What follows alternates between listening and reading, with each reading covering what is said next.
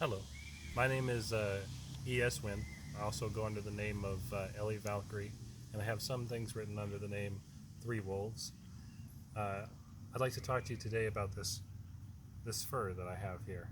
Um, this is a faux fur, but it has an interesting story behind it, and I'm gonna go through the designs on the underside here later in the video. To start from the beginning, I was urged and taught to make this fur by an ancestral mentor. And that came about as I was digging into and practicing and researching uh, both in written form through reading and also in an ecstatic, inspirational form through channeling, mediumship, etc. Researching my Germanic or German specifically ancestral spirituality. And by German, I mean not just the Germanic, the Norse, heathenry, but also the Hunnic, the Turkic spirituality that came in with the Huns into my ancestral line so long ago. It's a what I'm coming to is a mixture of the two, both Germanic and Turkic via the Huns, because that is within my ancestry, within my blood, and I feel it strongly, the connection. The two faiths have quite a bit in common. There's quite a lot that's in common between a Tengriist viewpoint and also a Germanic viewpoint. Of course, there are many differences. They are unique cultures with unique views. One is monotheistic, one is polytheistic. One could go on for hours about the differences, but there is something in between. I think they both have a strong root back to a Paleolithic uh, root that they both share. Well, let's go back to this then. I'm digressing. Um, Following a heathen path, I began to dig deeply, and I realized that there was only so much that I could learn through reading. There was only so much I could learn through the Eddas and the sagas and the research of the people who have also read the Eddas and the sagas.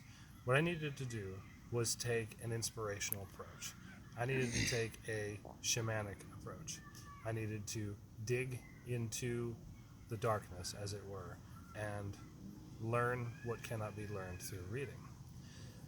To this end, I did basically what many shamanic peoples do, people who are on a shamanic path, um, and I started trying to find a mentor from my ancestral line, a spiritual mentor. I began broadcasting out into the universe on a mental level that I needed an ancestral mentor. I needed someone from my family tree who could teach me everything that the books could not. And in my mind, I thought, well, surely it will come in a certain form or another. Um, I've had this experience before. I've worked extensively with Freya, and one of the lessons that Freya has worked to teach me many times has been that things don't always come in the form that you think they will. They come in the form that they need to come in. And the vision or the idea that I had of what this ancestral mentor would probably look like would be like an old man, an old Norse man, perhaps an old Viking, somebody like that, an old Vidki, someone who had been around the block, 1,000 years ago, and who knew heathenry better than, anybody who's writing books today. I had been a bit inspired by some of the research of Raven Caldera, who says in one of his books that he co-authors with Galina Kreskova that he found basically a wooden Santa Claus figurine that he modified and carved and is home to his uncle, going back, however many generations. But basically, that an old man, a Noaid of the Sami peoples, came to him out of his ancestral line and taught him what he needed to know. And I thought, well, something like that will probably come out of my ancestral line, whether it's a man or a woman. What came out of my ancestral line was something completely different. It was not a Sami Neod or Noad. It was not a Norseman. It was not a Viking. It was a wolf that has always been there. And by when I say always been there, I mean there are so many things that line up in terms of totemic identity for myself. Even the name, Three Wolves. My favorite color, the color that I wrist runes in, the color that I associate most firmly with spirituality, they're all tied to a very specific wolf spirit. And that wolf spirit, in the Turkic Tengriist viewpoint, is an ancestral spirit, and her name is Asena. Now, Asena is not a heathen goddess, but she is sacred to the Tengriists. And she is, if you take the mythology at face value, one of my ancestors. Because the ancestral story of Asena is that a wolf came down from the sky, a wolf that was either white or sky blue, depending on the source, depending on the legend, and she fathered 10 cubs, mothered 10 cubs, not fathered, that was the other guy, mothered 10 cubs that each went on to found the Turkic tribes. Now, this includes people in Mongolia, this includes people all the way out in Germany, and everything in between along the Altai, I think it's Altai Steppes region.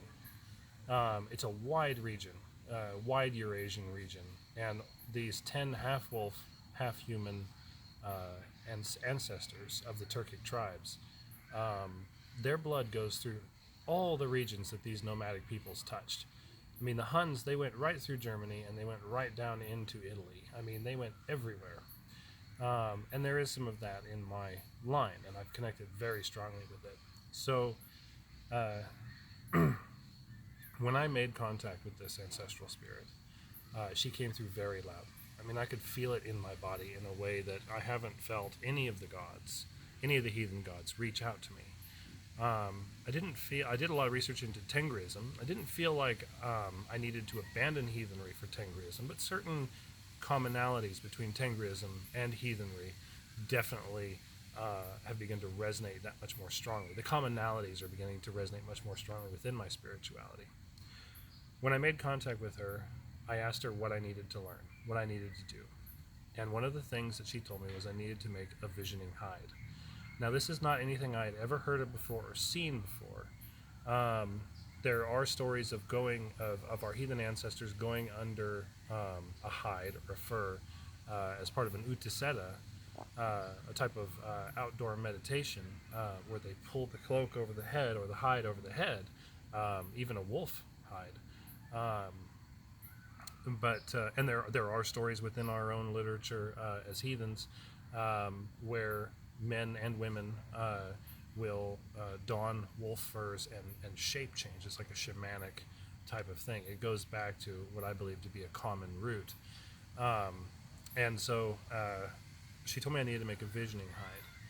So the first thing I thought was, well, where am I going to find a wolf hide, an actual bona fide wolf hide? Well, there's a lot of issues with that. I live in California, where a lot of that stuff is either illegal or overpriced or very hard to get. And also, it seemed wrong, because a hide of an animal has the spirit of that animal within it. And if you're going to be working with a spirit like that, you're going to have to connect with it. You're going to have to consider the source of that hide, the mentality of the spirit in that hide. And I thought, essentially the thought that came to me was, well, I had two options. I could either acquire a real hide and work with the spirit in that hide, potentially have to dominate it and show it that I needed it to be within my pack, in a sense. Or I could leave all of that behind and go a different route. The other route, which was shown to me by Asena as a preferred route, was to find a fur, which was an artificial fur, which I could instill with her energy. Her being the willing mentor, the willing guide, the fur being a neutral substrate in which her essence could be brought into it. And so when this hit me, I was actually in a thrift store. It hit me like that. And I stopped everything I was doing. I handed everything that I had in my arms to my wife. and I ran to the back of the store looking for the fur that I knew was going to be there.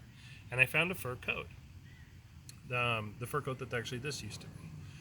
And I knew instantly that it was exactly what I needed.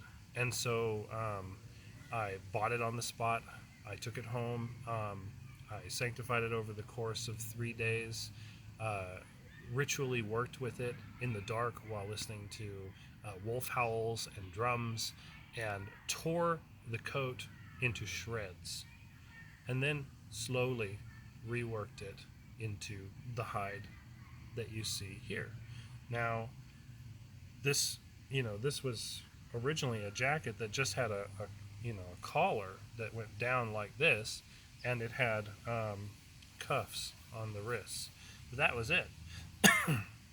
I cut these pieces loose and stitched everything together, as you can see on the underside here, with blue thread for Asena. Asena is the name that I use because that is part of my ancestral tradition, the Turkic part of my ancestry, the Hun part of my ancestry. But I do believe that Asena as an idea, as an entity, goes back far further, as like a totemic great wolf mother that goes back to a paleo root, like an Indo-European or Proto-Indo-European root that goes back tens of thousands of years, the idea of the great wolf mother. So I use the name Asena because it's easier than saying great wolf mother, and also because it definitely ties into my ancestry. Her color is blue, which is one of the reasons why everything that is here is done in blue, including the thread. Everything was stitched together by me, part of it in the dark, part of it later on. And then the designs here are all very specific. They borrow they borrow from a very old root. Some of them are like this one. This is a constellation. This constellation, from my research into Indo-European and Germanic constellations, the Norse equivalent name of it would be Garm or Garmer. Now, I chose this particular constellation not because of any perceived relationship between Garmer and Asena, but because this particular constellation, which we know in classical parlance as the Hyades, is the most common and probably the oldest wolf constellation in Germany, in the world. It is seen not only in Turkic, the moon gateways that we see even in Islam, but also we see it in China, we see it in Japan, we see it in Norse mythology. We see it.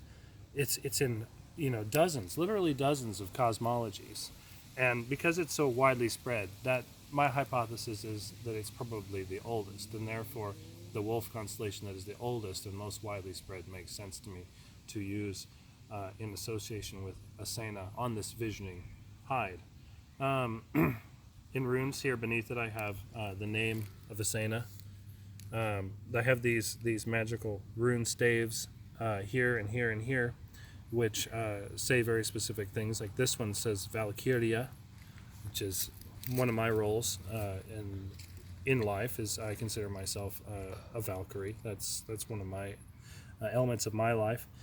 I have my my signature here, certain runes to encourage safe visioning and travel. And I have used this to travel astrally a number of times so far.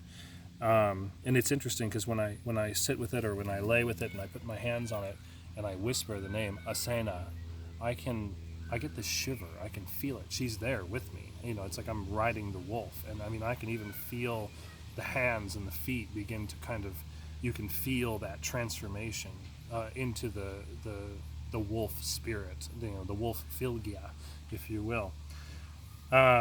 These staves say Mother Asena, Rikker Asena, which is Old Norse Rikker, which means mighty, This one says Ulfr Asena, Ulfr being Old Norse for wolf. And then, so this bottom part of the visioning hide is the functional part. This is the part that indicates intent. This is all about safe travel, safe astral travel.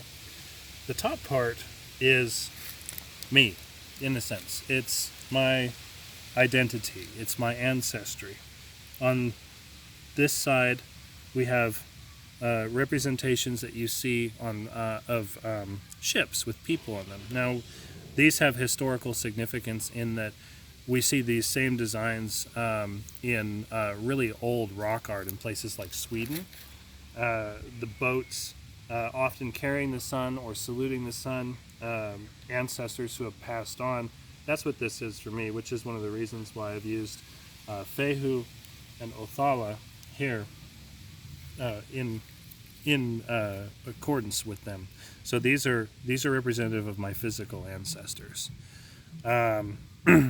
Over here we have Asena.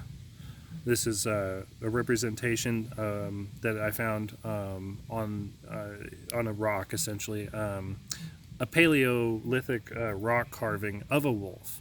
And this wolf is turned to salute the sun, to indicate, especially with the coloring, that this is Asena. This is my ancestry. And beneath it is the boat with 10 half-wolf people in it. That's her those are her children, the parents of the Turkic tribes. And then her name in runes, of course, up here. We have the representation of Yggdrasil here, the world tree, Irminsul in the Anglo-Saxon, and this is taken from a tapestry where this same design is featured for the Tree of Life. And then over here we have divine ancestry, which in heathen tradition the gods are considered to be our ancestors, and so of course they're going to be represented on one side of my ancestral identity depiction here. So we have Tyr with the indicated by the sword and the Tiawaz rune. We have we have Freyr here represented by the man holding the antler with Fehu, and we have Odin here with his spear and Ansuz, which is associated with Odin. This also, in a sense, indicates the Aesir, the Vanir, and an older root of those, of which Tyr or Tiawaz may have speculated originally been the original king of the gods before Odin came along. So I wanted to differentiate there, and you can tell the difference between these and the other ancestors simply because not only are they set apart and identified separately with these specific runes, but they also, if you notice, have the sun symbol in their torsos, and that is a depiction you see for people of divine essence on rock carvings associated with heathenry in Old Norse. And then, of course, the three tribes in boats here. So that is the underside of the hide, and now you know the rest of the story, as it were. Thank you for taking the time to watch this video. I feel like there must be things that I've left out. So if you have any questions at all about depictions on the underside, or anything that I've said, or even the process of connecting with an ancestral mentor, like a mentor from your own ancestral line for, inspirational, ecstatic knowledge, spiritual knowledge that cannot be obtained from reading. If you have any questions along those lines, just drop them in the comments, and I'll be happy to answer those. I can also do videos if it's a particularly interesting subject that other people might find really, they want to know a lot more about. I can do a video to answer the question as well. So I have a Patreon. I'll put a link to that in the About section as well. And I also have a website. I'm the author of 71 books in print, and you can find all of those, including my stuff on mystic, heathenry, and my spiritual path at www.eswin.com. And I will put that in the About section for the video as well. So thank you for watching and listening, and I hope you have a fantastic day. Thank you.